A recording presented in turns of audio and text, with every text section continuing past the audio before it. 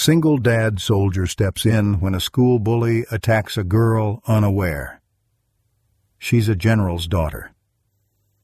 In the sterile hush of a high school hallway, the sound came like a gunshot. A body hitting the floor, books scattering across tile. A janitor dropped his mop, his boots echoing as he strode forward.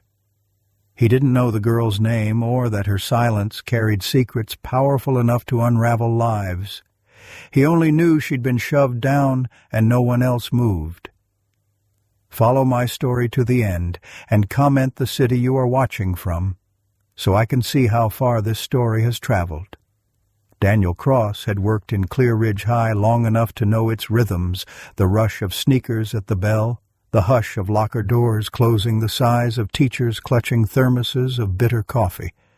But this sound was different, a thud followed by the hollow skid of binders across linoleum. He looked up from his mop. 20 feet ahead, a girl was on the ground, her backpack half open, notebooks fanned across the floor like fallen leaves. Hovering above her was a boy twice her size, broad shoulders straining under a hoodie stitched with the school mascot. He wasn't pretending it was an accident, his sneer said otherwise. 2 teachers stood by the vending machine, pretending to be absorbed in their own chatter. A cluster of students turned their backs quickly, as if silence might shield them from responsibility. The girl didn't cry, didn't scream. She simply reached for her books with slow, practiced hands, as if this wasn't the first time. Daniel dropped the mop handle with a clatter. His steps carried the weight of a man who'd walked into danger before. The boy looked up, startled at the janitor's sudden presence. "Back up," Daniel said, his voice calm but sharp as steel. The bully laughed. "What, you serious old man? I barely touched her." Daniel planted a firm hand against the boy's chest. "I said back up." The words were low, but the authority in them was carved from years far beyond this hallway. Something in his stance, the way he didn't flinch, didn't blink, made the boy hesitate. He shuffled one step back. Daniel knelt beside the girl. "You okay?" She nodded once, clutching a worn sketchbook to her chest. Her long hair fell across her face, hiding her eyes. She didn't resist as he helped her to her feet. Behind them, whispers began to ripple, carried fast through phones and murmurs. The name spread like sparks on dry brush. "That's Clara Hawthorne," someone hissed. Daniel didn't hear it, not yet. The assistant principal stormed onto the scene, clipboard in hand stress in every line of his forehead. "What's going on here?" "She was pushed," Daniel said, steady. The administrator's eyes flicked from the bully to the girl to Daniel, lingering a fraction too long on the janitor's uniform. "Mr. Cross, we appreciate your concern, but this is a school matter. We'll handle it." "I am part of the school," Daniel replied evenly. "Of course," the man said quickly, glancing at the growing crowd. "Let's not escalate things." "I didn't touch her," the boy blurted. "She tripped." Daniel's gaze fixed on him, voice like iron. "She hasn't said a word." "But you just did." Silence. The girl's knuckles whitened against her sketchbook. For a flicker of a moment she looked at Daniel, just a glance, but heavy. Not gratitude, exactly. Not trust. Recognition. Like she saw in him something no one else had offered. Then she turned and walked away. The assistant principal muttered into his walkie-talkie, herding the bully toward his office. Daniel bent to pick up his mop, the crowd dissolving into nervous whispers. As a teacher brushed past, she murmured under her breath, "Do you even know who she is?" Daniel paused. "Clara," he said, testing the name. The teacher gave him a look, half warning, half awe. "She's General Margaret Hawthorne's daughter." The words hit like cold water. That name, he knew it. Everyone in the service did. Margaret Hawthorne wasn't just a general. She was the general. A strategist whose presence had once turned the tide of negotiations overseas. Daniel stared down the now empty hallway. Clara Hawthorne was the girl he'd just lifted from the floor. Back in the janitor's closet, Daniel washed his hands slower than usual. The water scalded his skin, but he hardly noticed. His reflection in the spotted mirror looked back at him, older, rougher shadows under his eyes that had never really left since the war. He hadn't stepped in to be a hero. He did it because no one else did. Because once long ago he'd failed to act quickly enough, and a child had paid the price. That evening he stood at the stove in his small kitchen stirring a pot of macaroni, while his 10-year-old daughter Mia sprawled at the table coloring dinosaurs with wings and crowns. "Dad," she said without looking up, "can I get a pink mohawk for the talent show?" Daniel nearly dropped the spoon. "Excuse me?" She grinned, filling in the scales of a dragon, deadly serious. He shook his head, laughing under his breath. "Only if you clean your room." The house was modest, the light warm, the kind of home patched together with second-hand furniture and quiet resilience. But as Mia chattered about science projects and cafeteria food, Daniel's mind kept drifting back to that hallway, to a girl clutching a sketchbook like a shield, to a name that still carried weight in the Pentagon, General Margaret Hawthorne, and her daughter alone in the corridors of a high school, silent as a shadow. Daniel lay awake that night listening to the hum of the refrigerator and the distant bark of a neighbor's dog.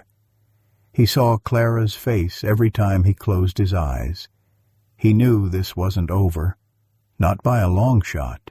Daniel clocked in before dawn the next morning, the same as he always did. The boiler room hummed with the metallic heat of old pipes, the scent of rust and dust settling in his clothes as he poured himself a bitter cup of coffee from a machine no one else dared touch. He sat at the battered desk, the glow of the school's security monitor flickering against his tired face.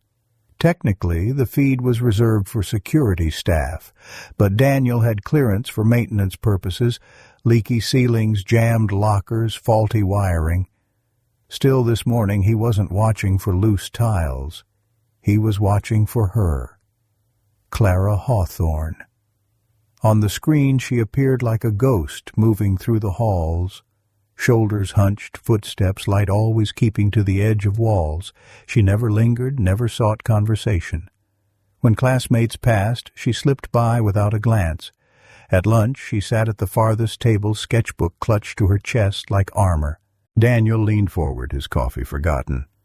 "What are you hiding in there?" he muttered to the silent feed. The sketchbook was always there, held the same way a soldier might grip a rifle, with a mixture of fear and necessity. Not decoration, not pastime. A shield. He fast-forwarded through the footage, scanning, rewinding. Nothing dramatic, no outbursts, just a girl moving like smoke present but untouchable. He closed the laptop and rubbed his temples. She reminded him of someone, not Mia, who was all sunshine and chatter, but someone else. Someone buried in the desert of his memory. General Margaret Hawthorne. He hadn't spoken her name in years, not since the night in that God-forsaken valley when radio silence stretched into panic and tracer fire painted the sky. He remembered the wreckage of a Humvee, smoke curling like serpents. He remembered dragging a wounded officer out from twisted metal, her blood soaking into his sleeves. He'd carried her across dunes with bullets whining past, whispering she'd make it just to keep her awake. He never knew her name until later, when rumors of her survival spread. And now, decades later, her daughter walked these halls, unseen, unheard, drawing behind walls of silence. By mid-afternoon, Daniel was restocking the mop closet near the art wing when he saw her again. Clara sat cross-legged beneath a wide window, sunlight spilling over her like paint across canvas. Her head-bent hair falling forward, pencil dancing across the sketchbook in fluid strokes. No earbuds, no phone, just the scratch of graphite in an empty hall. He froze, caught in the stillness.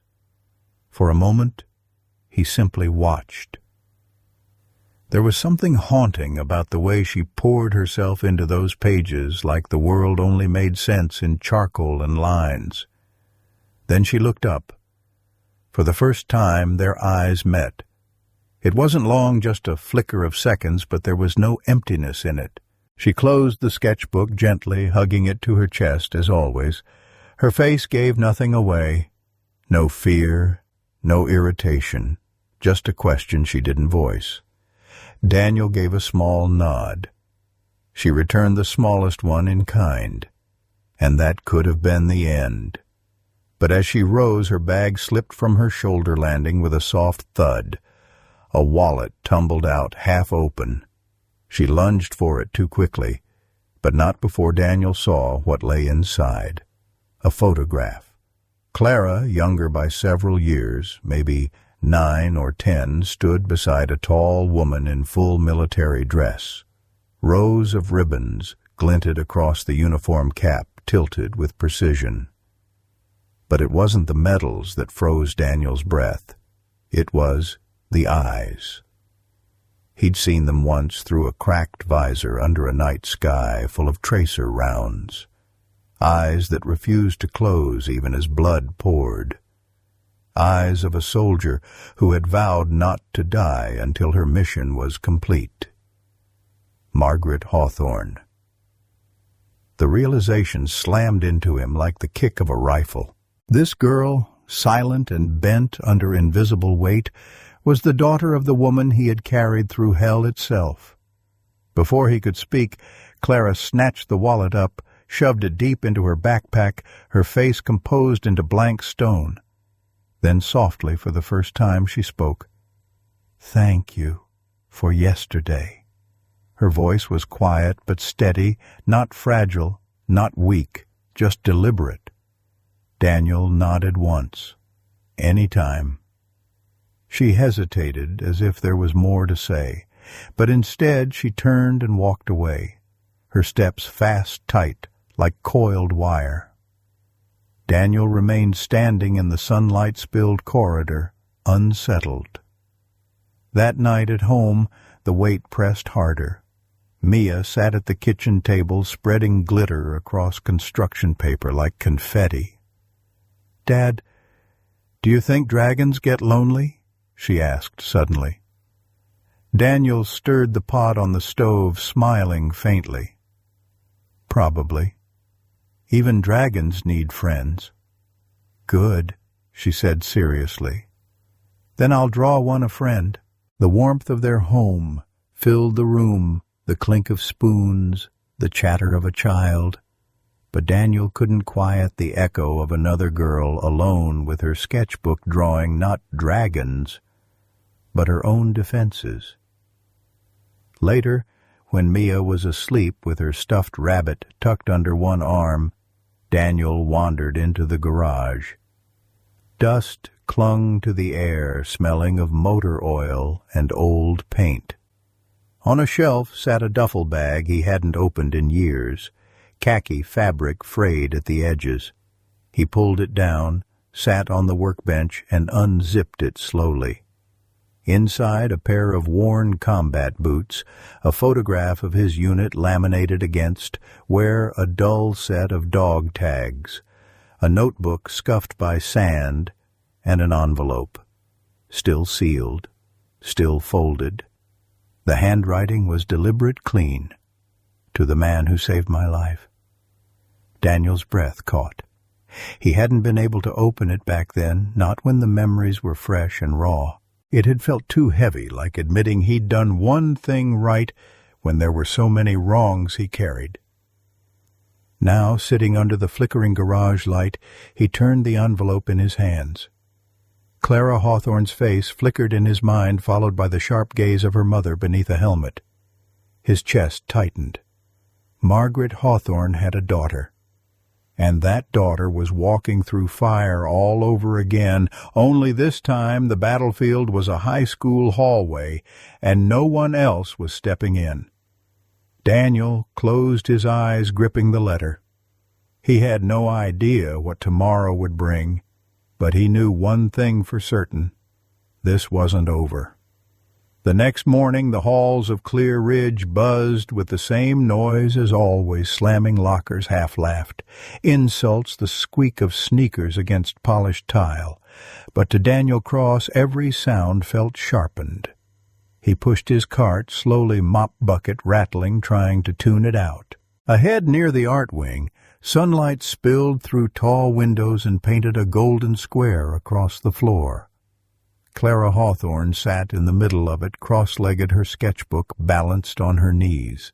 Her pencil moved with fluid certainty, tracing lines only she could see. No earbuds, no phone, just her and the page. Daniel slowed, leaning against the cart. He hadn't planned to stop, but something about her stillness drew him in. For a girl who lived in shadows, Clara seemed at home in the light. Then suddenly she looked up. Her eyes met his, unflinching. For a moment, the world hushed, the chatter, the footsteps, the buzzing lights. Only her gaze held him. She didn't glare, didn't look away in embarrassment. Instead, she closed the sketchbook with careful precision and hugged it tight against her chest. A silent shield. Daniel gave her a small nod.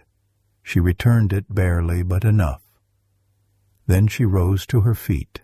The strap of her backpack slipped from her shoulder, dropping with a dull thud.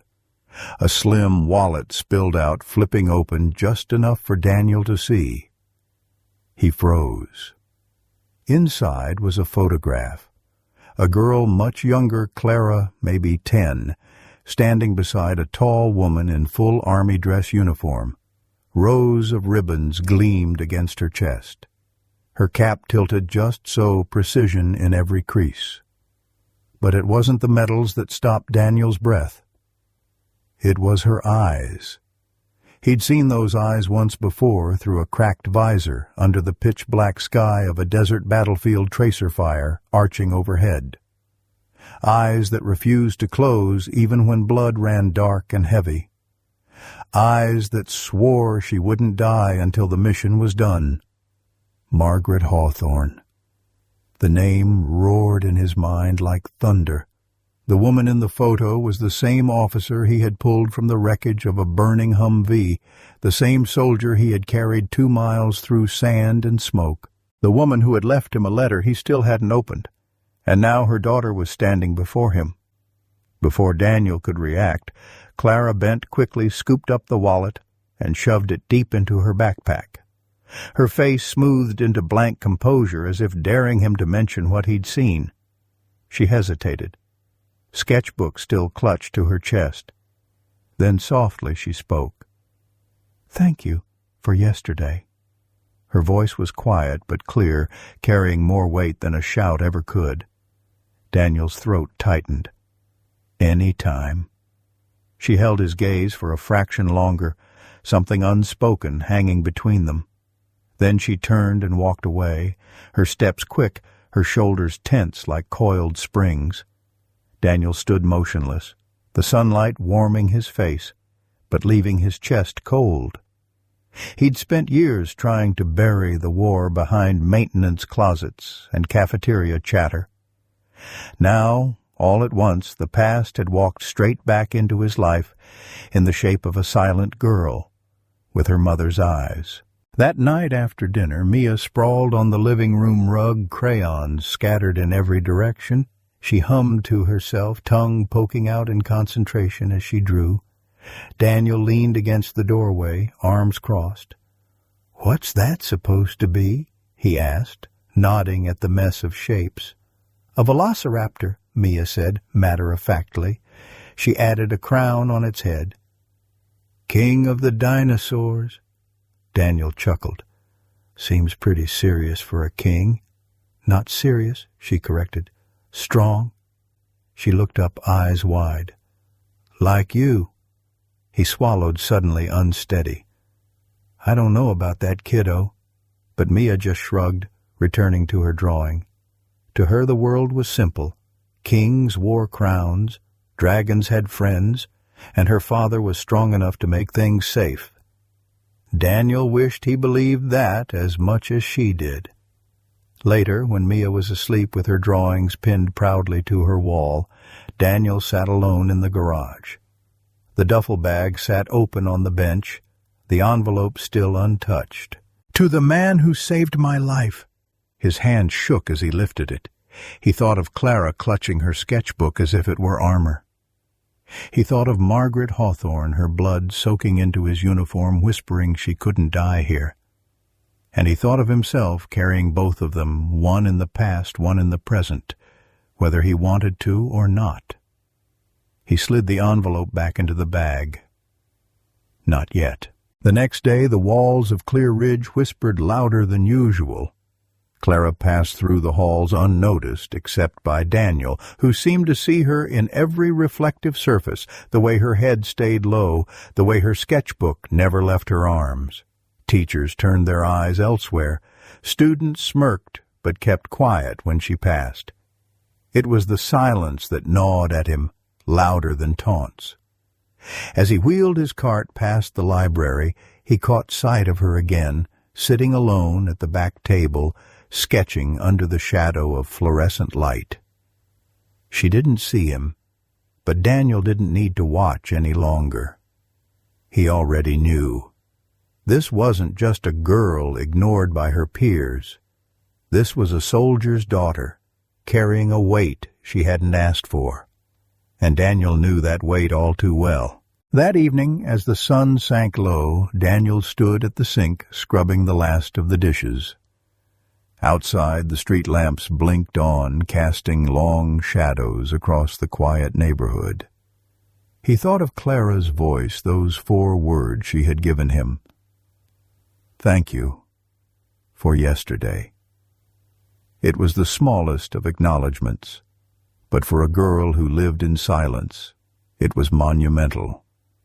And for Daniel Cross, it was enough to know one thing: his war wasn't finished. Not yet. By midweek, the whispers had a weight to them like fog that refused to burn off. Daniel Cross moved through the corridors with his cart, feeling eyes skim over him and then slide away. Kids glanced at Clara Hawthorne as if she were a fire alarm covered in glass, break only in an emergency, and pray it never comes. Teachers perfected a new talent, pretending not to see. In the faculty lounge, coffee hissed into a carafe that had given up on tasting like anything but metal. Ms. Clayton, the art teacher, with a stare that could slice canvases, stood by the window, flipping a key ring in her palm. "Mr. Cross," she said lightly, which meant it wasn't light at all a word. Daniel set a box of paper towels on the counter. "Sure." She kept her eyes on the parking lot. "You're making people nervous, because I picked a girl up off the floor, because you stepped in where people think you shouldn't," she said, finally looking at him. "This place runs on lanes. Teachers teach, counselors counsel, custodial cleans.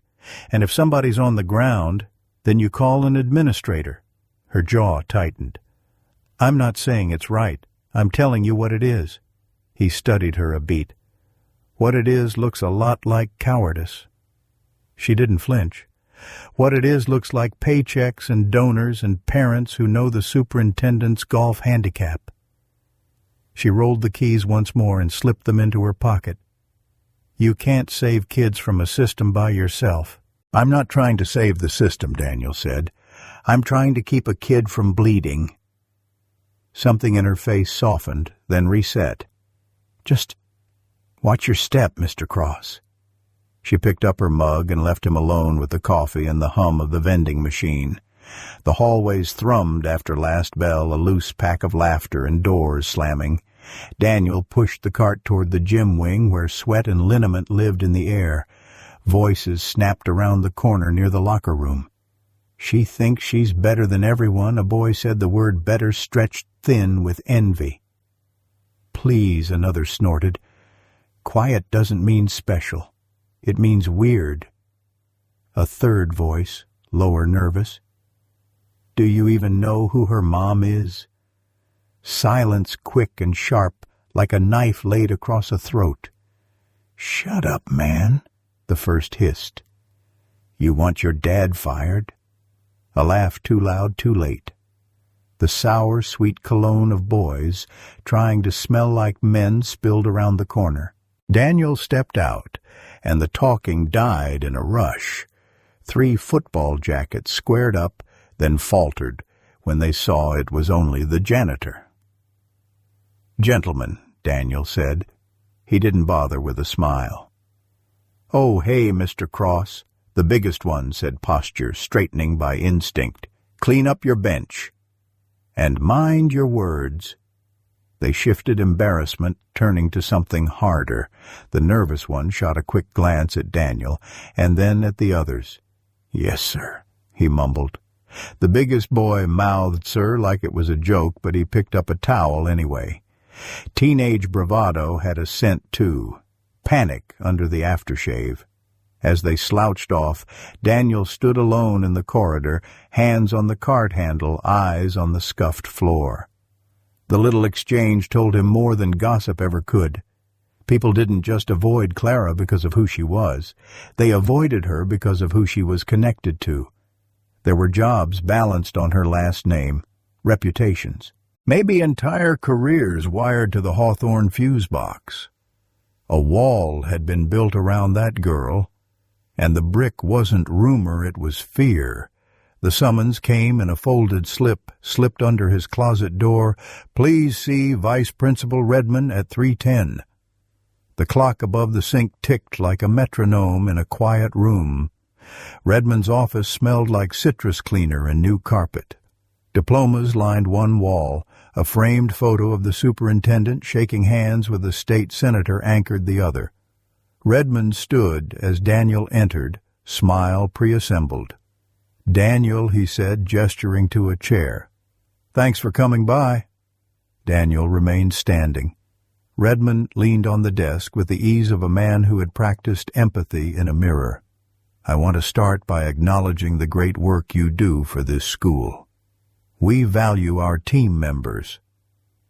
"Team members," Daniel repeated because it tasted like a corporate memo. "Of course." Redmond folded his hands. "But we've had some concerns. Parents, staff. There's a sense that you've been more visible lately than a custodial role requires." "Visible," Daniel said. "As in, present when a student was shoved to the floor." Redmond's smile didn't crack. "No one's questioning your heart, only the optics. We are an educational institution. Roles exist for a reason.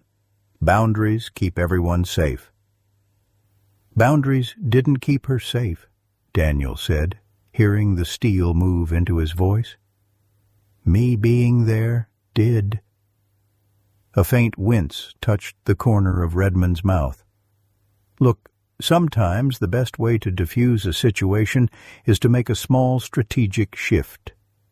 He slid a paper across the desk. "We're offering you a temporary reassignment to the elementary campus across town. Lighter load, quieter environment, just for a couple of weeks." "Reassignment," Daniel said, "not suspension." "Of course not," Redmond said quickly. "We'd never make it punitive." He lowered his voice as if they were colleagues conspiring. "This is protection, Daniel. For everyone." "For everyone," Daniel echoed and let the silence stretch. He could hear the building breathe the faint rattle of ductwork, the distant spears of laughter from a closing club meeting the world passing through moments it wouldn't ever remember. He'd learned once to read the space between words, the air where truth hides. "This isn't about a mop," he said finally. "It's about a name." Redmond's eyes flickered a tell in a poker game. "We have students from all kinds of families. Some families with stars on their shoulders," Daniel said. The smile thinned. "We do not discuss individual student backgrounds." "Except behind closed doors," Daniel said. when it's time to move problems off the board. Redmond straightened. "Mr. Cross, I'm asking you to accept the reassignment. It will help everyone take a breath." "What happens if I say no?" Redmond's pause was surgical. "Then I'm concerned the board will feel compelled to review whether Clear Ridge is the right fit for you." There it was. Not a threat, an inevitability delivered like weather. Daniel picked up the paper and didn't look at it. The fluorescent lights bleached everything into the same tired color. He thought of Mia's laugh over macaroni of Clara's white-knuckle grip on a sketchbook. He thought of the letter still sleeping in his duffel, like a heart that refused to stop. He slid the paper back across the desk. "You'll get my answer in writing." Of course, Redmond said the relief immediate and audible. "Take the evening. Rest. We're all on the same side here." Daniel left without shaking his hand. The corridor outside felt narrower than it had when he'd walked in. On his way back to the closet, he passed the east hallway, where it had started the place the body hit the floor, and time hiccuped. A freshman stared at his phone screen, bright with a group chat he couldn't tear his eyes from. Two teachers stepped aside to let a donor tour pass, tour guide voice lilting state-of-the-art facilities, as if the shine were inside the walls and not sprayed on them. Daniel ducked into the custodial room and shut the door. For a moment, he just stood there, palms on the cool metal of the sink, head bowed. He wasn't angry in the way the boys were with heat and noise. He was angry with a soldier's quiet anger that packed itself tight until it could be used. He washed his hands and watched the water run off clean spirals, turning cloudy, then clear again. In the dented locker above the sink, his lunch pail sat next to a folded photograph of Mia with missing teeth, cheeks full of summer. He touched the edge of the picture and felt the knot in his chest pull taut, then hold. He wasn't going to be moved off the board. Not this time. You can only kick a good man off his post if he agrees to walk. When he stepped back into the hall, Clara was there 15 paces away, sliding a book into her locker. She glanced up just enough to register him, and something passed between them that didn't need words, an acknowledgement, a reconnaissance report condensed to a look. Daniel tipped his chin once.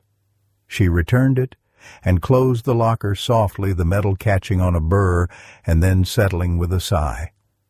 The wall around her was real. He could feel it. He could also feel a fissure running through it, hairline, yes, but there. Fear built fast, but truth traveled too. Sometimes it walked on 10-year-old legs in sunflower dresses. Sometimes it carried a sketchbook. Sometimes it pushed a mop. He took hold of the cart and started forward, the wheels clicking in their familiar rhythm. War changes uniforms. The mission doesn't. Not when a kid is alone on the wrong side of a line everyone pretends not to see. The garage was dark, except for the weak bulb humming above Daniel Cross's workbench. Dust hung in the air, stirred each time he moved, as if even the ghosts wanted to watch. His duffel bag sat open before him, old khaki fabric, sagging seams frayed. Inside, relics of a life he'd locked away, boots with soles worn thin, dog tags dulled by sweat, a photo of men who'd never all come home. And the envelope, still sealed, still creased from years of being shuffled, touched, considered never opened. The handwriting was deliberate, careful, the kind of script soldiers used when they wanted to be understood, even in the dark. To the man who saved my life. Daniel held it in both hands, fingers trembling slightly despite himself. The hum of the bulb faded until all he could hear was the scratch of sand in his memory, the pop of gunfire against stone walls, the rough gasp of a woman bleeding into his arms. He remembered her face through a cracked visor, pale but defiant. Margaret Hawthorne. He closed his eyes.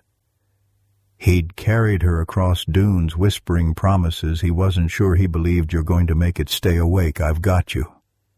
Her blood had soaked into his uniform, her breath catching ragged against his chest. He hadn't asked her name. He hadn't needed to. Weeks later, a medic shoved the envelope into his hand. "She wanted you to have this," he'd said.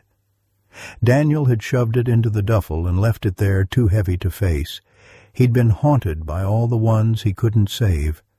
Reading thanks from one he had, it felt like a cruel joke. But now, knowing Clara was her daughter, that letter throbbed in his hands like a second heartbeat. His breath came out shaky. He slid a calloused finger under the flap and tore it open. Inside a single page, "To the man who saved my life," it began. "You didn't ask my name. You didn't need to. You just acted." I was fading fast, and I remember thinking, "This is it." And then you were there. You dragged me out talking the whole way, promising I'd be okay. And I believed you. They said I wouldn't walk for months. I walked in 3. They said I wouldn't serve again. I did. You didn't just save me. You gave me back the fight. Thank you." Margaret H. Daniels' throat closed. He lowered the paper to the bench, staring at the ink as if it might vanish. That was Clara's mother. The Iron Legend whispered about in command tents the general whose orders shifted the balance of entire missions, the woman he had carried across a battlefield and never thought he'd see again. And now her daughter was stumbling through the minefield of adolescence, isolated and bruised in a school too cowardly to protect her. Daniel sat back heavily, palms over his face. He wanted to laugh at the absurdity. What were the odds? The girl he had stepped in to protect yesterday was tied to the most fateful night of his service. Fate. Coincidence. He didn't care for words like that. All he knew was this: he wasn't done caring. The next morning the school buzzed with something sharper than gossip. It felt charged like static before a storm. Daniel noticed it in the way kids' laughter cut off too quickly, the way teachers' conversations hushed when he passed. Phones flickered with shared glances. By lunchtime he knew why. A video. Shaky footage of Daniel standing in front of a student jaw set, arms crossed. The audio was clipped in a low growl. "You'd better watch yourself." Then the clip ended. Cut to black. It wasn't the truth. The words had been spliced from an entirely different day warning a student about a wet stairwell. But context didn't matter. The caption under the video read, "The janitor with a temper." By noon, it was everywhere. Snapchat, Instagram, even the locked Discord groups Daniel didn't pretend to understand. At 3, Vice Principal Redmond called him into his office. The video played on loop, grainy damning. "Optics are the problem," Redmond said, voice crisp. "Parents are asking questions." Daniel kept his hands on his knees, steady. "It's doctored," Redmond sighed, leaning back. "Perception becomes reality, Mr. Cross. The board is suggesting a reassignment," Daniel said flatly. "Elementary campus." Redmond's lips tightened, confirming without words. Daniel rose. "I'll give you my report by end of day." He left without slamming the door, though his jaw ached with the restraint. That evening the kitchen smelled of tomato soup and grilled cheese. Mia swung her legs at the table, telling him about the chaos of gym class and a project gone wrong. Daniel nodded at all the right moments, but the weight pressed heavy on his chest. When she was finally tucked into bed, snoring softly with her rabbit hugged tight, Daniel went back to the garage. The letter lay open on the workbench, the ink glowing faint under the bulb. Margaret Hawthorne had once believed he'd saved her life. Maybe he had. But right now he couldn't even save his own reputation. And worse, Clara was watching him stumble under a system too afraid of names, too eager to bury truth beneath politics. Daniel closed his fist around the letter. His reflection in the dusty window looked back at him, not just a janitor, not just a soldier, but a father, a man who couldn't keep walking away. He whispered to the empty garage, "Not this time." By Friday morning, the halls of Clear Ridge pulsed with rumor.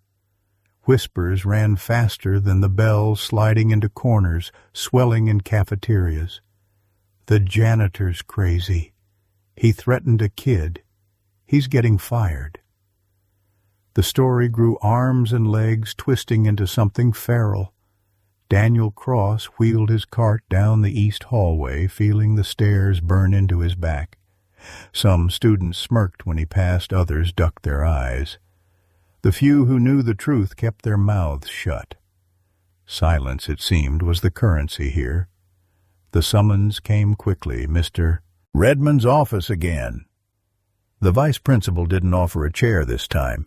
He gestured at his monitor, the doctored video playing on repeat. Grainy image-clipped audio. Daniel's voice twisted into menace. "This is serious," Redmond said flatly. "Parents are calling. Donors are asking questions." "It's cut together," Daniel said. His voice stayed calm, steady, the same way it had been in war zones when panic made men sloppy. "That audio isn't from that day. I was warning another kid about a leaking stairwell." Redmond rubbed his temples. "You know how this looks." Daniel leaned forward just enough. "Do you know how it is?" Silence stretched thick and heavy. Redmond's jaw shifted. "Look, Daniel, you've served. I respect that. But this is a school. We deal in optics, not after-action reports. I'm asking you to step back. Effective immediately, you're suspended from this campus. Quietly. Let things settle." Daniel's chest tightened, but his face stayed carved in stone. "Suspended," he repeated. "We're not calling it that," Redmond corrected. "You'll receive pay. Just stay off-site for now. For everyone's sake. For everyone's sake." The words hit harder than bullets. Daniel rose the legs of the chair, scraping. "I've done nothing wrong." Redmond looked away first. "That doesn't always matter." That night the janitor's closet sat empty, mop and bucket abandoned like relics. The man who usually filled the silence had been erased neatly, efficiently. But not everyone had turned their back. In the library, as Daniel replaced a ceiling tile before leaving, a voice called softly behind him. "Mr. Cross." He turned. Ms. Ramirez, the new English teacher, stood in the doorway, lanyard twisting between her fingers. She looked too young to already carry fear in her eyes. "I saw the original footage," she whispered. Daniel raised an eyebrow. "And it's fake. Stitched together. I was there that day you were cleaning up after the science fair. I heard you warn a kid about the stairwell." Her words spilled fast, like she had to get them out before courage evaporated. "Would you be willing to say that he asked?" Her hands tightened on the lanyard. "I went to Redmond already, told him I'd file a statement. He told me to think carefully, said I didn't want to make waves this early in my career." She swallowed hard. "I have student loans, Mr. Cross. No tenure. If the district blacklists me—" Daniel nodded slowly. "I get it." Tears pricked her eyes. "It's not fair." "No," he said softly. "But thank you for trying." She left, shoulders hunched. Daniel watched her go, jaw clenched. Vague threats dressed as advice, he hated them.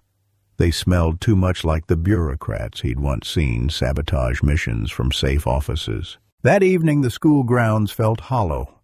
Daniel walked one last loop of the perimeter before turning in his keys. The air was cool, the stadium lights glowing faintly in the distance. On the bleachers sat Clara, sketchbook open on her lap, legs swinging idly into the night air. He approached slowly, stopping a few feet away. She didn't look up. "I saw the video," she said, pencil scratching against the page. "Figured you did," Daniel replied. "It's not true. I know." Her pencil stilled. "You're going to lose your job, aren't you?" "Maybe." Silence. Then she murmured, "I could say something." Daniel turned to look at her. The faint glow of the stadium caught her hair, her shoulders pulled tight. "You don't have to," he said. Her voice dropped. "But I want to." Daniel sat on the bleacher, leaving space between them. "You're a kid. This mess shouldn't sit on your shoulders." "But it does," she said simply. "It always does." He waited. "My mom's name carries a lot of weight," Clara whispered, "even when she doesn't want it to. People get scared or stupid or both." Daniel gave a faint smile. "That's true." "She doesn't even know what's happening," Clara added. "She's always away, always busy. I don't tell her anything because I don't want to be a problem." Daniel looked out over the empty field lights, humming. "You're not a problem," he said quietly. Her fingers trembled against the pencil. "Why aren't you mad at me for what? For not saying anything?" Daniel shook his head. "Because I know what it's like to be quiet, to carry more than you should."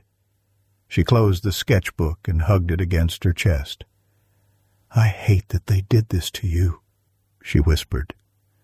Daniel stood slowly, his shadow stretching long across the grass. "I'm not finished yet," he said, and he meant it. Back at home, Mia sprawled at the table with math homework, her tongue sticking out in fierce concentration. "Do I have to simplify fractions?" She groaned. "Only if you want the universe to make sense," Daniel said with a grin. Mia narrowed her eyes. "This is math, Dad, not philosophy." He laughed, but the sound was hollow. His thoughts drifted back to Clara's words, to the way her shoulders carried a weight that wasn't hers. She'd spoken for the first time. Quiet, yes, but enough to change the air. But would it be enough to change the system? Daniel doubted it. The enemy here wasn't a single bully in a hallway. It was a network of silence built of fear and politics, and Clara was standing in the middle of it. And now, so was he. By Monday, the building had learned how to pretend again. Posters for Spirit Week covered the scuffed paint. The PA crackled with birthday announcements, and someone wheeled a cart of thumbtacked trophies past the main office like victory could disinfect a place. But the silence around Daniel Cross's name felt tighter, more practiced, the way a lie gets smoother each time it's told. Clara Hawthorne felt it before she heard it. She moved through the east hallway with her sketchbook pressed against her chest hair, tucked behind one ear so she could see trouble coming. Eyes slid off her like rain off glass. No one bumped her. No one met her gaze. It was as if the school had decided she was a rumor you could get in trouble for repeating. Third period social studies met in room 214, where Mr. Fowler kept the blinds half closed, as if daylight might distract from his voice. He'd transferred in a month ago, and he paced when he spoke, carving lines between rows like he was drawing a map no one else could see. Today, the board behind him read responsibilities and roles in civic institutions. "Let's examine." Fowler said, slow and urbane, what happens when people act outside their official capacities. He lifted a hand like he was conducting an orchestra. Consider an employee who, however well-intentioned, intervenes in a volatile situation without proper training. A few heads turned toward the back of the room where Clara sat. She didn't move. Her pencil rested on the blank page. The paper was thick-toothy, the kind that could take pressure. Fowler smiled the way adults do when they think they're being reasonable. What are the consequences? Disruption, escalation, liability. Optics matter, especially in public institutions. The word optics clicked in Clara's skull like a lock. She pictured Daniel in the hallway, the set of his jaw, the way his hand steadied her shoulder without making a show of it. She heard the hissed laughter from the locker room days earlier, the word snitch grating across metal. She saw Mr. Redmond's door closing. Fowler continued warming to his theme. And then there's the issue of professionalism. We have channels for a reason. Chain of command maintains order. The chain in her mother's world was made of steel and oath. The chain in this room was paper and fear. At the corner of Clara's eye, Ethan Price, skinny, quiet, a boy who wore the same gray hoodie 3 times a week, glanced at her and then down at his desk as if the glance itself had teeth. Fowler's tone softened into a condescending kindness. It's not about the goodness of the person. We don't question that. It's about role, alignment, staying in your lane. Clara's chair scraped back before she knew she'd decided to stand. Every head turned. The blinds threw bars of shadow across her face, but her voice when it came was clear. You weren't there. A murmur like air pulled through a vent. Fowler stopped pacing. Excuse me, Ms. Hawthorne, she said, and for once the name didn't come out like an apology. Clara Hawthorne. Recognition zipped across the room, some kids leaning forward, others flinching back. Fowler blinked, recalibrating. All right, Miss Hawthorne. Share your perspective. You weren't there, she repeated, keeping her hands still on the sketchbook. You didn't hear the sound a body makes when it hits the floor. You didn't see the teachers look away. You didn't see the faces of the kids who decided not to get involved. Fowler recovered patient. We can acknowledge your feelings and still recognize. It isn't feelings, Clara said, not raising her voice. It's fact. I was on the ground, and the person who helped me wasn't worried about optics. He helped because it was right. A chair leg squealed somewhere in the front row. Someone coughed. Clara felt her pulse in her wrist steady as a metronome, now not racing. She thought of Daniel on the bleachers, the way he said, I'm not finished yet. She thought of Mia's small hand curled around hers after the bell, how the 4th grader's belief in her father made the world simpler and braver. Fowler cleared his throat. Even so, there are procedures. Ethan stood up. He did it like a newborn foal testing legs, awkward and astonishing. His hoodie hung off one shoulder, and his voice cracked on the first word. I saw it, he said. No one breathed. Ethan swallowed. I was at my locker. She didn't trip. He shoved her. And Mr. Cross didn't touch the kid. He just stepped between them. He looked at Clara, then at the floor. I should have done something too. I didn't. I'm sorry. The confession knocked something loose. A girl with a braid raised her hand halfway and then just started talking. My class was in the hall. I heard the thud. It wasn't an accident. Another voice from the back. I saw the video. It's cut. My cousin does edits like that. Fowler lifted both palms the way you slow a crowd without admitting you started it. Thank you. That's enough. It's not enough, Clara said, and there was no tremble left. Not until someone says we're wrong for letting it happen. The room went still in that dense way. Truth can make it. Fowler's mouth tightened in a way that read as adult control redirect. Close the loop. We appreciate your input.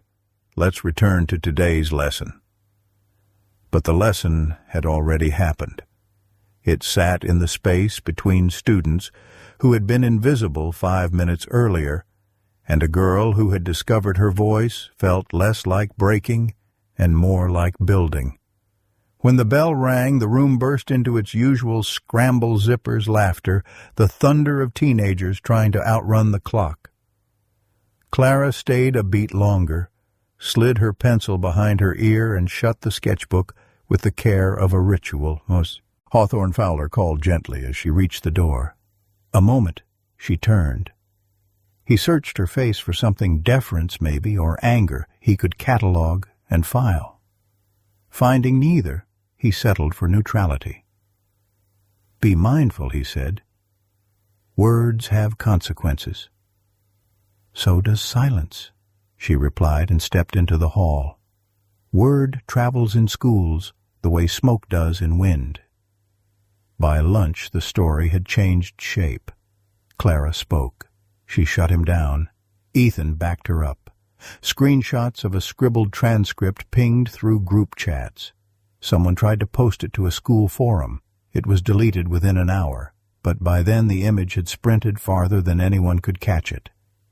Ms. Ramirez found Daniel near the loading dock where the scent of baking rolls from the cafeteria sometimes drifted like mercy. She held out her phone with trembling hands. Read this. He did.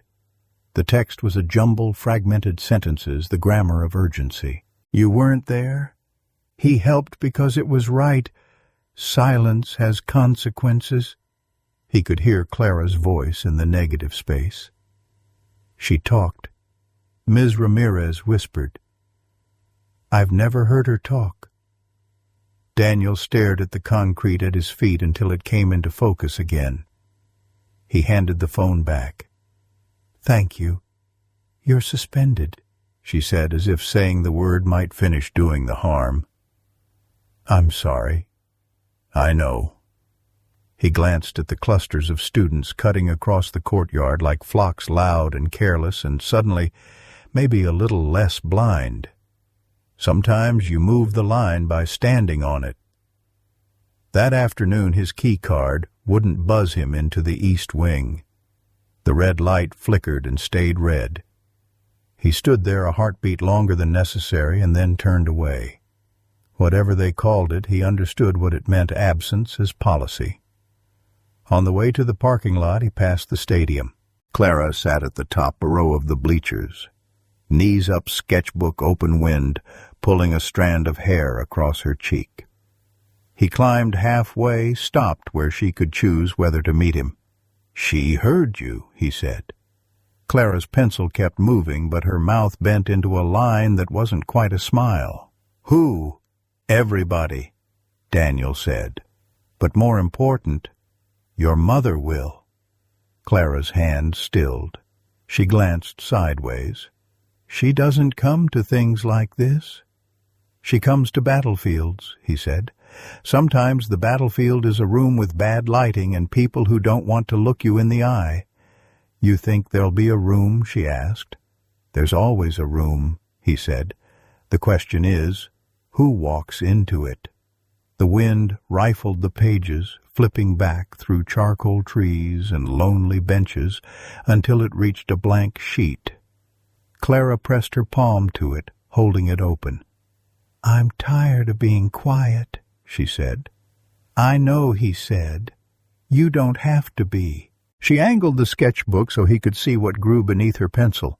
4 figures on a field, simple lines, one tall man with a square stance, a girl with a bun and a heavy book, a smaller kid with wild hair, and a sun for a face, and a woman whose shoulders were straight even when she was sitting down. The woman's hands rested on her knees as if ready to push up and move the second someone needed her. Clara didn't look at him when she said, She'll come if I ask. Daniel swallowed. Ask. When he reached his truck, his phone buzzed. Unknown number. He let it ring once, twice, then answered. Mr. Cross. The voice was even low, built on habits of command. "This is Colonel Kyle Morgan. We're hosting a ceremony Saturday for the unit's fallen. I'm told you're in the area. I'd like you there." Daniels stared at the horizon where the school cut a square out of the sky. "Colonel," he said slowly, "it's been a long time." "Too long," Morgan replied. "Also, General Hawthorne will be speaking." In the cab, the letter he'd finally opened lay folded in the glove box like a stored breath. Daniel closed his eyes, saw sand smoke the weight of a body he refused to put down. Then, just as clearly, he saw a girl on a bleacher with wind in her hair and a voice that had decided to live. "Send me the address," he said. He put the truck in gear. The campus slid behind him, in the rear view bricks banners, the field where kids learned to run and to hide. Ahead the road straightened, and somewhere past the next light a podium waited in a room too bright and too small for everything it needed to hold. Saturday morning dawned gray, the kind of sky that felt undecided rain, maybe sun, maybe the world holding its breath. Daniel cross-shaved with steady strokes, put on the only collared shirt he owned that still pressed flat, and polished boots that hadn't touched polish in years. Mia sat on the kitchen counter, swinging her legs, hair in wild braids she'd insisted on doing herself. "Where are you going, Dad?" she asked, chewing on the edge of a piece of toast. "Just a gathering," he said, tucking the letter from Margaret Hawthorne into his wallet, as if it might steady him. "School." He shook his head. "Something older." She tilted her head. "Army stuff." Daniel smiled faintly. "Yeah, Army stuff." He kissed her forehead, promised he'd be home before dinner, and drove north with the radio off the silence of the road, stretching longer than any convoy he'd ever ridden. The Civic Center was a squat building draped with flags, rows of folding chairs, already filled with gray heads, stiff shoulders, and medals polished within an inch of their lives. Old friends slapped back, some laughing too loudly, others lingering in silence.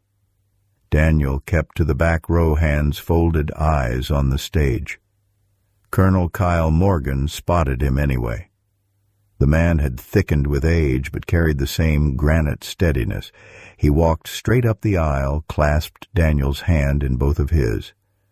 "Good to see you, Cross. Thought you'd disappeared off the map." Daniel shrugged. "Been busy with mop buckets." Morgan chuckled once, then sobered. "Glad you came. It matters." Daniel nodded. He wasn't sure what mattered anymore, but he knew Morgan was right. The ceremony began. A chaplain read names, voices cracked on syllables that felt like folded flags. Senators gave speeches salted with words like honor and sacrifice. Daniel let the words wash over him, heavy but distant. Then the announcer paused.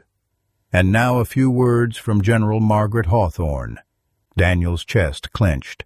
She stepped onto the stage in full dress uniform, every line precise silver at her temples catching the light. The room hushed in the way men hush when they see a figure who's already walked through fire and returned. She didn't go to the podium. Instead, she stood at the edge of the stage, close to the front row. "I'm not here because of rank," she began, voice deep commanding, yet human. "I'm here because I'm alive, and I shouldn't be." Daniel's hands tightened against his knees. She scanned the audience. "Years ago in a valley none of us care to remember, I was pinned under wreckage, bleeding out. I had said goodbye in my head, but someone came anyway. He didn't know my name. Didn't wait for orders. He carried me through smoke and fire." A ripple moved through the crowd, heads nodding, some whispering. "I never knew who he was," Hawthorne said, her voice softening. "I left a letter. Never heard back. I thought maybe it didn't matter." She paused, breath visible.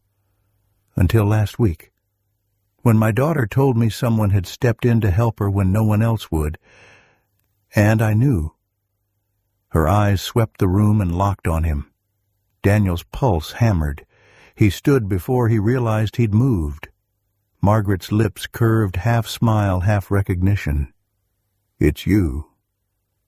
Daniel inclined his head. "Didn't think I'd ever see you again. I didn't think I'd get the chance." The silence thickened, old soldiers and ghosts bearing witness. "You saved me once," she said, voice trembling just enough to make the room lean closer. "And now I know you saved my daughter, too." Daniel's throat worked. He looked away a moment, trying to steady himself. "I didn't even know she was yours." "Doesn't matter," she said. "You knew she mattered."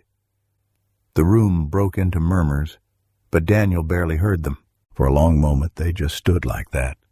Two people bound by blood spilled years ago now, tied again by a girl holding a sketchbook in a silent hallway. After the ceremony, Daniel found himself outside in the crisp air, the flag above the building tugging against its pole.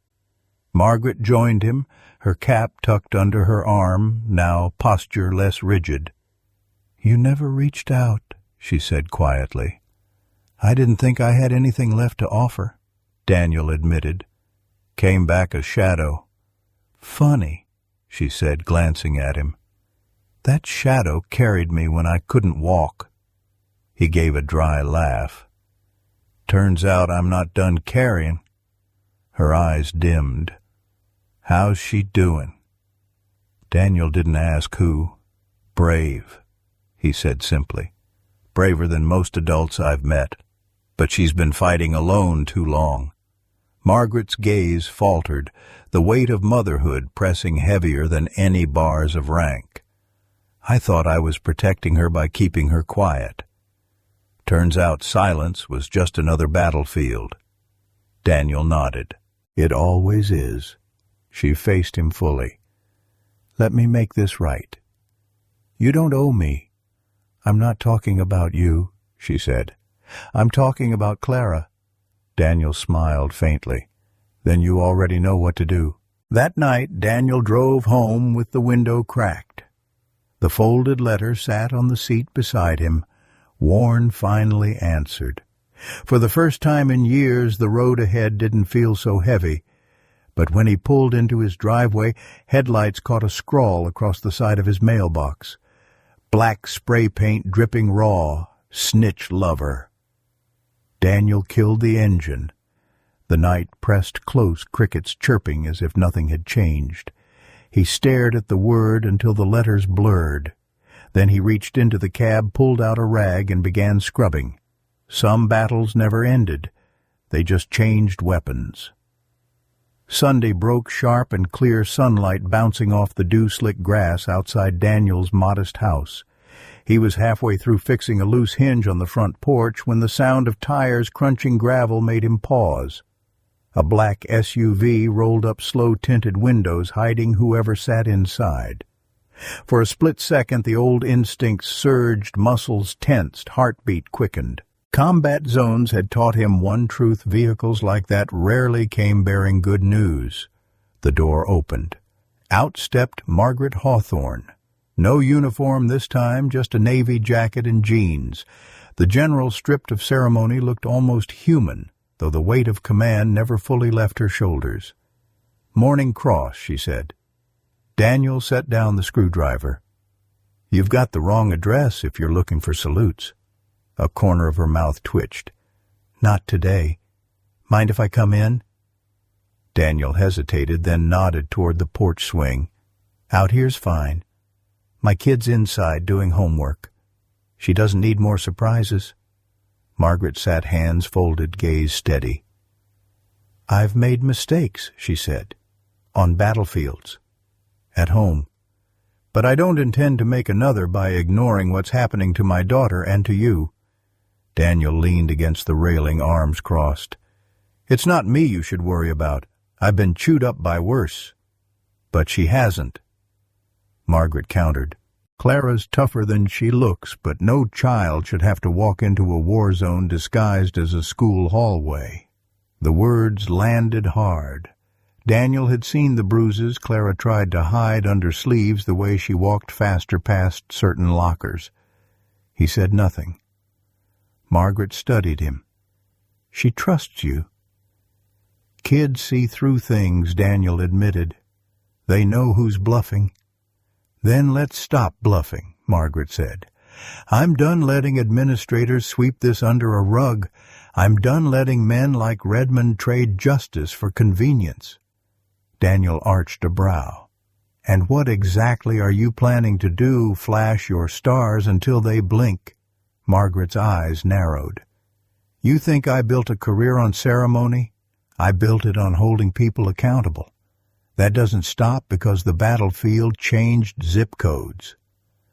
Silence stretched between them. Birds chattered in the maple tree overhead. Daniel finally exhaled slow. "So, what do you need from me?" "Truth," Margaret said. Every detail, every threat, every time Clara flinched. Daniel's jaw tightened. "That'll take a while." "I've got time," she replied. By afternoon, the two of them sat at his kitchen table. Mia brought cookies store-bought but offered with pride and eyed the general with curiosity. Margaret thanked her softly before turning back to Daniel. They went over it all, the shove in the hallway, the fake video, the silent teachers, Redmond's ultimatum. Margaret's expression didn't change much, but her knuckles whitened around her coffee cup. When Daniel finished, she said only, "Cowards. Every one of them." "Fear's contagious," Daniel said. "So is courage," she replied. The next day, Clear Ridge High buzzed with nervous energy. Word had spread that the general herself was coming. Staff straightened ties, students whispered. Redmond paced his office. When Margaret Hawthorne strode through the front doors, she didn't pause. Her boots clicked against tile like gunfire in a silent street. Daniel walked beside her, not in uniform, but carrying the same weight. Clara trailed behind, sketchbook clutched tight, chin lifted higher than usual. They didn't wait to be called in. Margaret opened Redmond's office door without knocking. He shot to his feet. "General Hawthorne." "I sit down," she ordered. The man sat. She laid a folder on his desk with the precision of placing explosives. "You've allowed a culture of intimidation under your roof. You've let my daughter be tormented, and when someone finally stood up, you tried to bury him." Redmond stammered. "Ma'am, with respect, there were optics donors." "Children are not optics," Margaret snapped. "They are lives. And when you chose convenience over them, you failed as an educator. You failed as a man." Redmond's face drained pale. I was under pressure." "You don't know pressure," she said, voice dropping to a dangerous calm. "Pressure is dragging your brothers through mortar fire while bullets stitch the ground around you. Pressure is watching a soldier bleed out and knowing you can't save him. What you faced was cowardice dressed as politics." The room quivered with silence. Daniel stood in the corner, arms folded. He didn't need to say anything. The storm was already here. Finally, Margaret leaned forward. "Effective immediately, you will resign." "Quietly, if you prefer. Publicly, if you force me." Redmond's mouth opened and closed. He looked at Daniel, then at Clara, then at the general. Something inside him collapsed. He nodded. Margaret straightened. "Good. Perhaps next time you'll remember that children deserve guardians, not bureaucrats." She turned on her heel and left Clara at her side. Daniel followed, leaving Redmond staring at the wreckage of his career. Outside, Clara slipped her hand into her mother's. For the first time in months, her shoulders loosened. Margaret squeezed back, then looked at Daniel. "Thank you," she said simply. Daniel gave a faint shrug. "Didn't do it for thanks." "I know," Margaret replied. That's why it matters. The three of them stood in the sunlight, a soldier, a general, and a girl finally free of silence. But the battle wasn't over. It had only shifted ground. Because bullies don't vanish when authority changes. They adapt. And somewhere in the restless crowd of students watching from the windows, a pair of eyes burned with anger, already planning the next strike.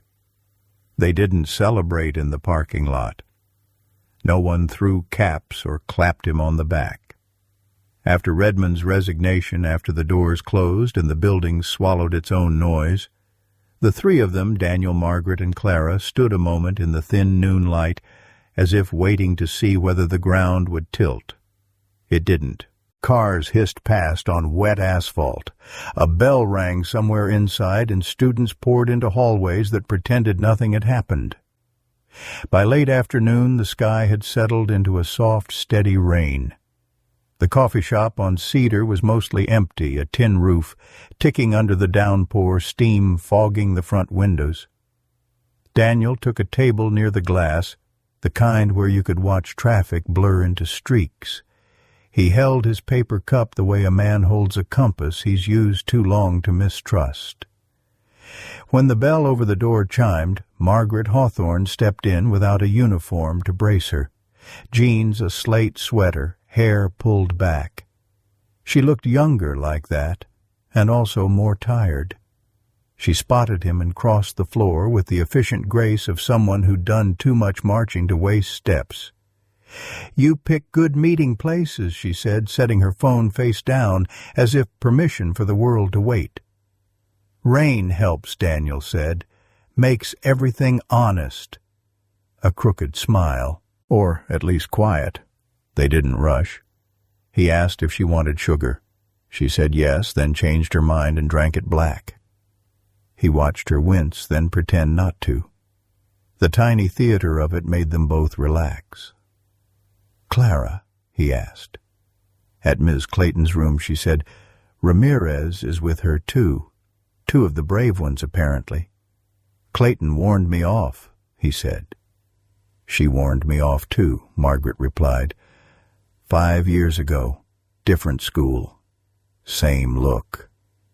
People like her are brave until the day they're asked to risk their pension.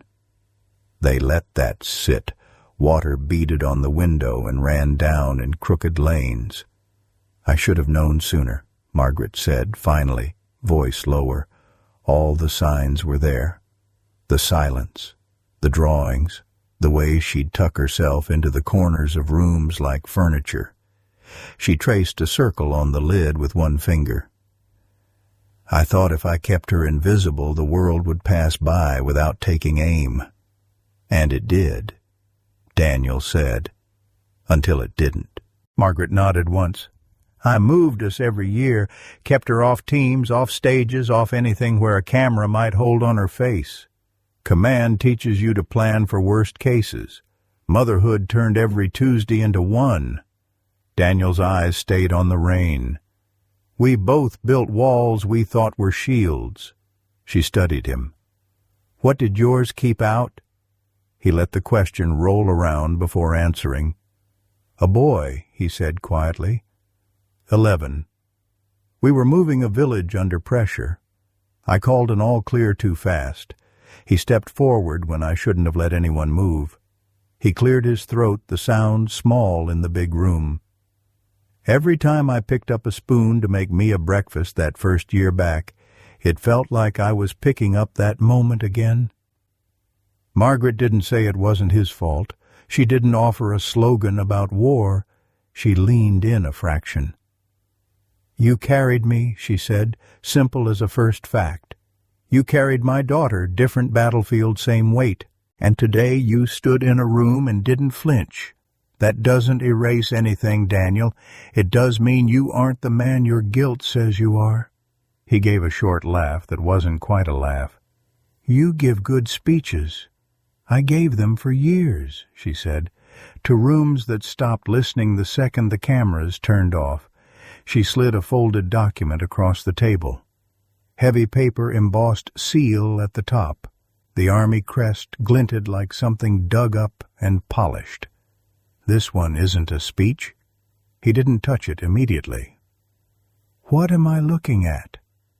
Correction, she said. The district won't fix its own mistakes without pressure. That letter applies it. It's a formal recommendation to reinstate you with commendation. I've cited 2 incidents of decisive action in defense of students and staff. I've added my personal history with you because hiding it serves no one now. He picked it up, the paper almost warm from her hands. His name printed in clean type. Words like integrity and courage and sustained service that made his mouth dry. Beneath them, a signature, General Margaret E. Hawthorne. The ink had cut deep into the fibers. No room for doubt. I don't want favors, he said, but the protest had no edge. This isn't a favor, she said. It's me finally using the power I spent a career accumulating for the thing that matters most. Her jaw tightened. I won't lose another battle because I'm afraid someone will accuse me of throwing my weight around. You're going to the board, he said, hearing the future. They've scheduled a community forum for Tuesday. Her eyes held his. You'll be there. He nodded. I will. Say as little as possible, she added. Let me do the rest. He folded the letter carefully and slid it into his jacket pocket as if it were fragile. A silence opened, less heavy, now more like a breathing space.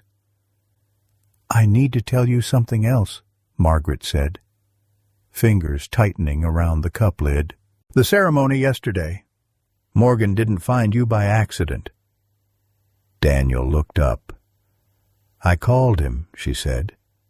I wanted to know. I needed to confirm what I already suspected, that the man my daughter kept mentioning was the one who carried me out of fire. I'm sorry if that feels like manipulation. I can't stop being a strategist overnight. He thought about the room full of names, the flag, the way her voice had found him from a stage. I'm grateful you did, he said. I don't know that I'd have walked into this without something to hold. She nodded, relief loosening the set of her shoulders. Good. Then we're aligned. Outside, a pair of high schoolers sprinted under one jacket, shrieking when a taxi splashed their ankles. The coffee shop door breathed out the smell of rain and hot bread when someone left, then shut again with a soft clap. Clara told me she's tired of being quiet, Daniel said. Good, Margaret answered. She'll need that voice Tuesday. A beat. So will Mia. If her mother were here, I'd ask permission. Since she's not, I'm asking. Would you let your daughter speak if she wants Daniel's throat worked? She'll want, he said. She thinks essays about heroes are a civic duty. Then we'll clear a path, Margaret said. They sat with that a plan that sounded almost like hope. He noticed not for the first time that her hands were steady even when the rest of her was tired.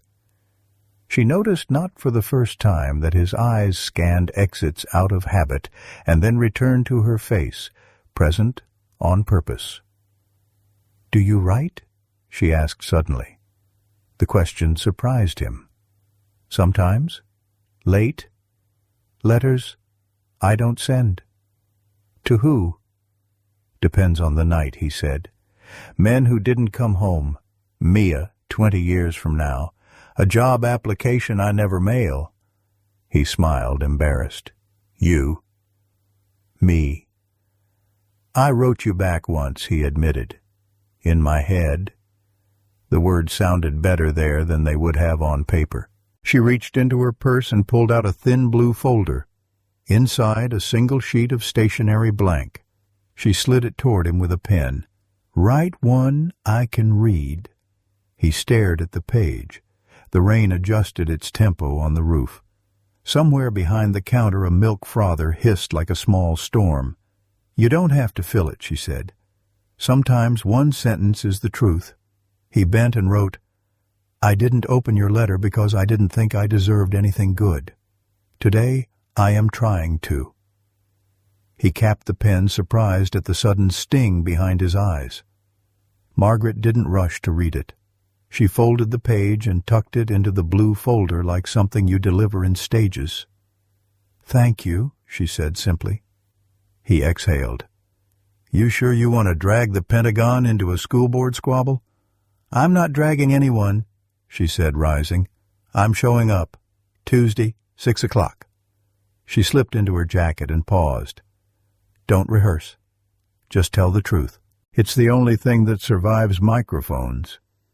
At the door she stopped, then looked back and gave him something closer to a smile than anything he'd seen from her yet. "For what it's worth, Cross," she said softly, "whatever room you walk into feels less dangerous." "Same goes," he said. She stepped into the rain without opening an umbrella head lifted as if to test the weather herself. He watched her cross to her car, then glanced at the empty chair she'd left and the letter settling warm against his chest. When he finally stood, the bell over the door chimed again. The street smelled like wet pavement and fresh leaves. Somewhere to the south, a school auditorium was being prepared, microphones checked, folding chairs set in tight rows, a sign taped crookedly above a stage that would promise community and deliver proof. On Tuesday night the room would be too bright and too small, and still he'd walk into it. The folding chairs creaked like nervous voices. Fluorescent lights hummed overhead, flooding the high school auditorium with a brightness that made every shadow vanish. Parents shifted in their seats, whispering behind programs, the air thick with the mix of wet coats and starch from the cafeteria down the hall. At the front, a long table draped in blue cloth bore a crooked placard, "School Board Forum Community Concerns." Daniel stood near the entrance with Mia's small hand wrapped around his. She squeezed once, steadying him.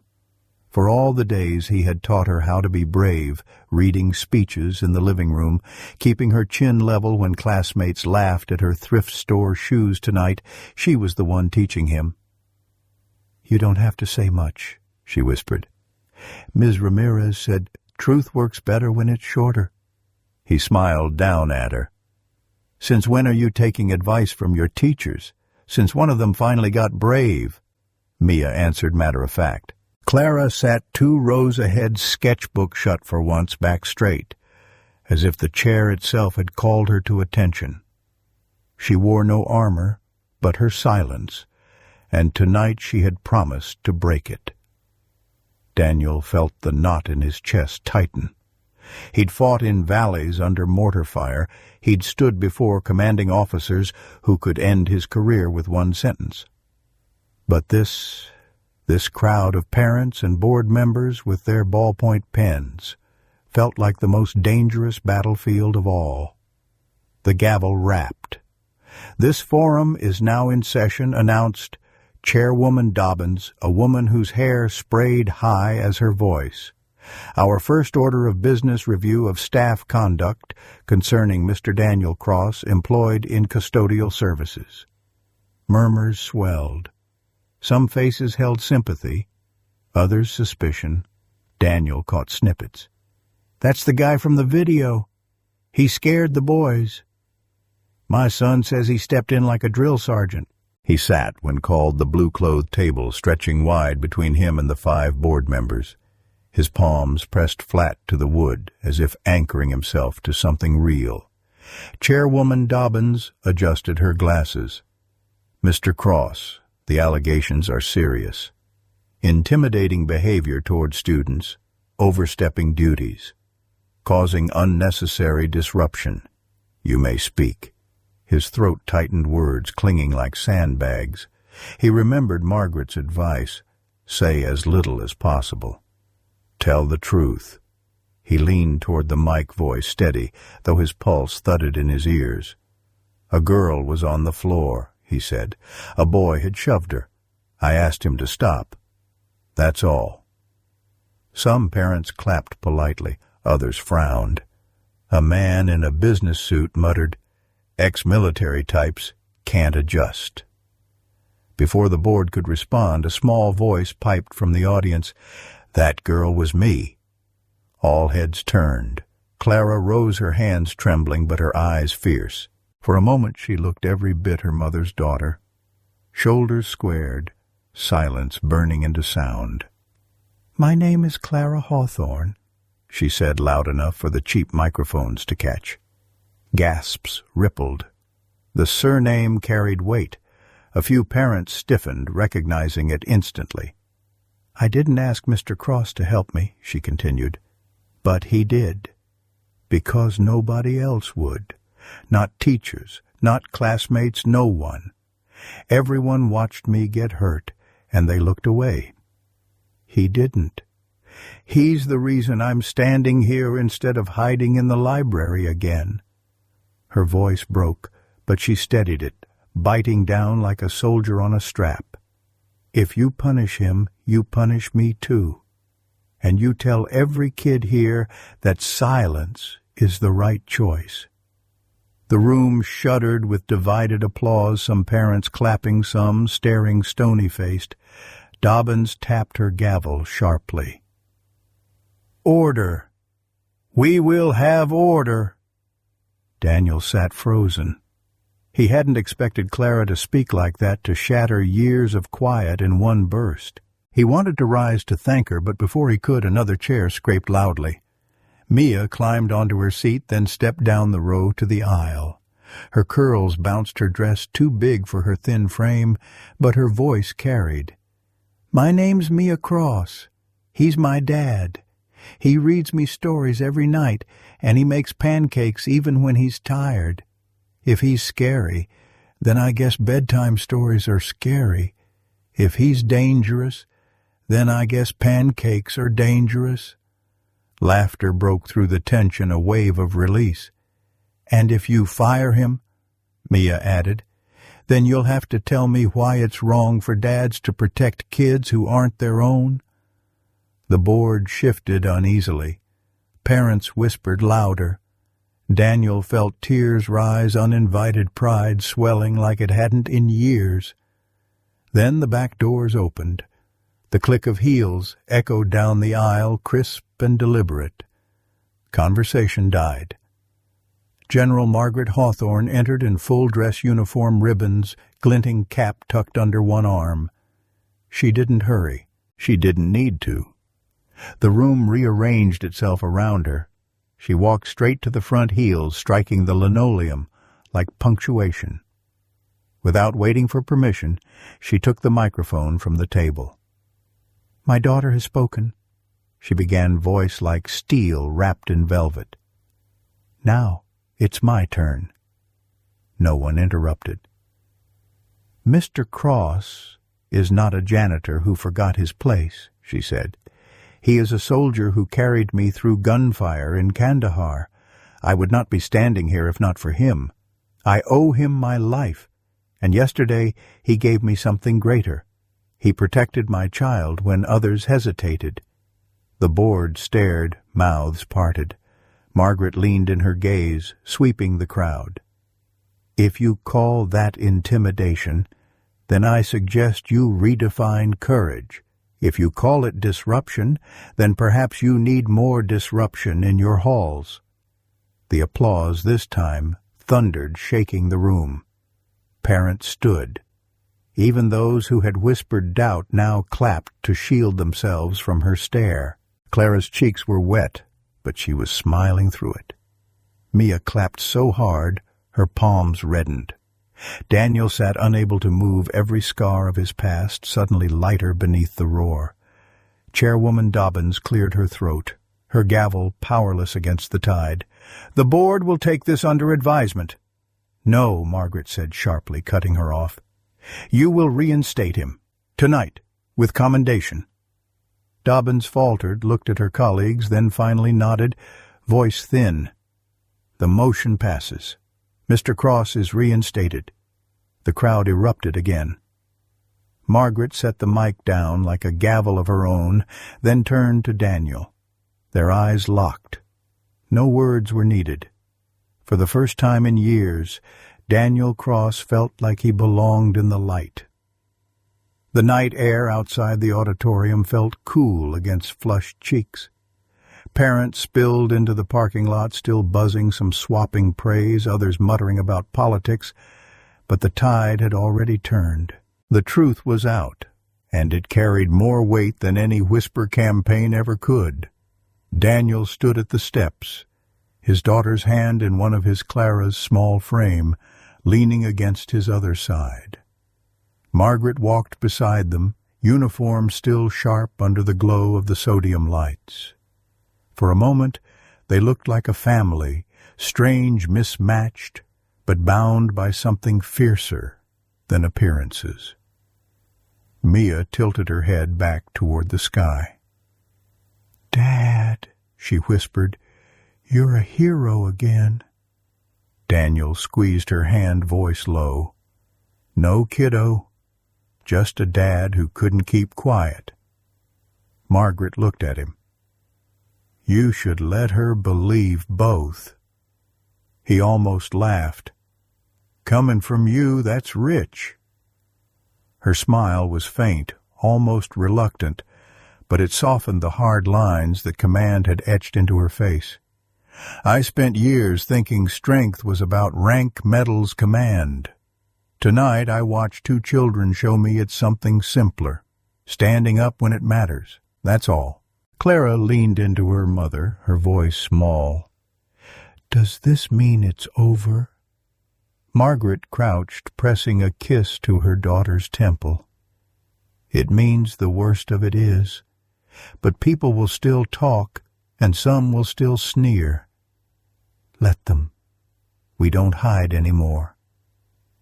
Daniel glanced at her. "And if the bullies try again?" Margaret straightened. "Then they'll find they're not just facing a general's daughter. They're facing her family." The word lingered in the air. Family. Daniel felt something in his chest ease the tight coil that had been wound since his first deployment, finally letting go. Weeks later, the rhythm of life found its new beat. Daniel's job carried on, but now when he walked the halls, teachers nodded with respect, and students parted in the hallway, some whispering, some smiling. He wasn't invisible anymore, not because of fear, but because of what he had proven. Clara joined the art club, her sketchbook finally open, where others could see. The bruises faded. The silence, too. Sometimes Daniel would catch her drawing in the courtyard sunlight on her face and wonder how something so fragile had survived so much. Mia flourished too proud in the way only children could be. She told anyone who would listen that her dad fought bad guys in Afghanistan and bad bullies in the cafeteria. Daniel pretended to groan, but he never stopped her. Let the world know. As for Margaret, she surprised them all. Some evening she traded her uniform for jeans, sitting at Daniel's kitchen table, while Mia quizzed Clara on vocabulary words. Sometimes she even laughed. Slowly, carefully, the iron wall around her began to bend. One crisp Saturday, the four of them stood on the football field for a school ceremony. The stands were filled not with whispers, but with applause. Daniel had been asked to raise the flag, and for the first time in years, he accepted. His hands didn't tremble as he pulled the rope, the fabric climbing into the clear morning sky. Beside him, Clara held the base of the pole, her sketchbook tucked under her arm. Mia saluted, awkward, but sincere. Margaret stood behind them, her eyes bright with something more than pride. When the flag reached its peak, the breeze caught it, snapping loud against the silence. Daniel stepped back, watching it ripple. For a moment he wasn't a janitor or a soldier or a man weighed down by ghosts. He was just a father, one who had found something worth standing for again. Clara whispered, barely audible, but he caught it. "Thank you." Daniel turned his voice rough. "Any time, kid." And in that sunlight, with the general's salute echoing beside him, and two children smiling up with unshakable faith, he realized the war he had fought the hardest wasn't overseas.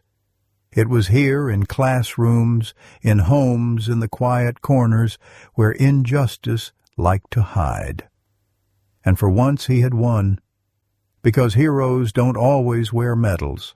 Sometimes they carry mops, sometimes they carry scars, and sometimes, if they're lucky, they carry the trust of a child who finally learns she isn't alone.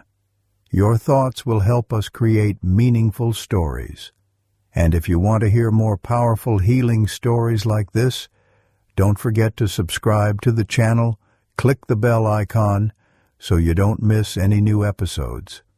And most importantly, share this video with people who need a little hope today. Thank you so much for your time. We hear you, we listen to you, and we are honored to tell these stories for you.